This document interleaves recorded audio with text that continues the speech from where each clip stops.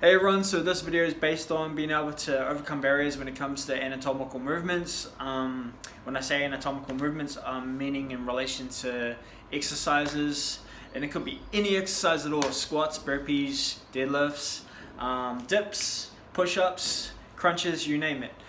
We've all come across an exercise that we've had a barrier on, that we've ever had discomfort, we've lacked mobility, and it's just felt awkward, and we just have not clicked and had the strength to be able to accomplish the exercise correctly. So this is about like the whole process of how to think to get better or like improve in certain areas. So I'm going to use a push-up for example, and most people know that a push-up technically it's pretty much like a bench press, just body weight version. So you're targeting your pecs, your pec minor, and your triceps. So they're the main muscles that are going to be working.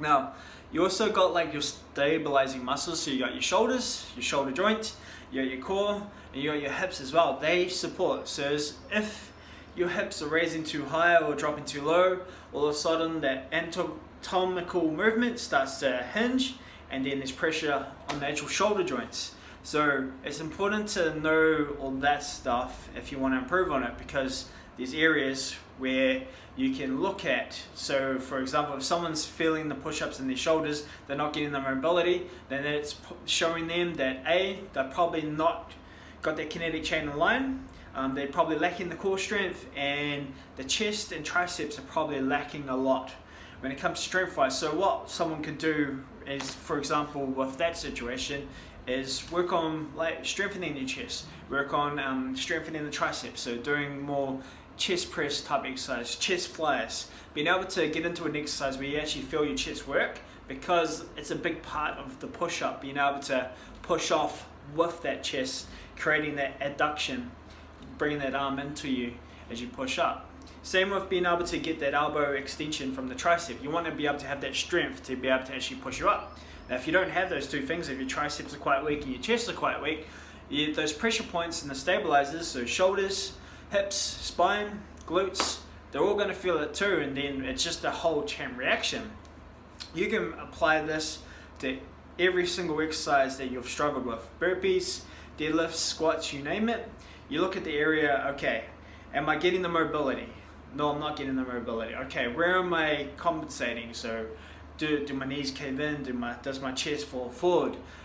Where am I actually feeling the exercise? A lot of common problems with the squat, people tend to feel it dominate in their quads. And when you go to squat, technically you're driving with the glutes that go all the way up. So you're extending, you're coming from flexion to extension with the glutes. And on the way down, you're going quads. So you want to actually get glute activation. So maybe someone needs to improve on glute activation activities circuit. So like a glute bridge or glute kicks. Also, like a lot of the compound lifts, you want to be able to have that core connection as well. So when I talk about core, I've said it before, core is in relation to like your muscles along your spine, and also cross over through the hip, not just your abdominals. So it's also in relation to your rectus spinae, which is across the back as well. That's some part of the core. So you want that whole concept of the core working together. As soon as you start slouching, or as soon as you start arching your back in certain movements, you've created weakness. So to improve in certain anatomical movements, you want to look at where are the pressure points, where should I be feeling the muscle activation, and am I getting the mobility? Then you'll be able to structure, okay, so if I'm lacking glute activation, maybe I need to do more leg presses, maybe I need to do single leg presses, maybe I need to do banded walks. Anything in relation to the squat movement or glute activation, you shouldn't have any worries. Like everything, you should have a little bit of core foundation as well, so being able to like engage your core properly.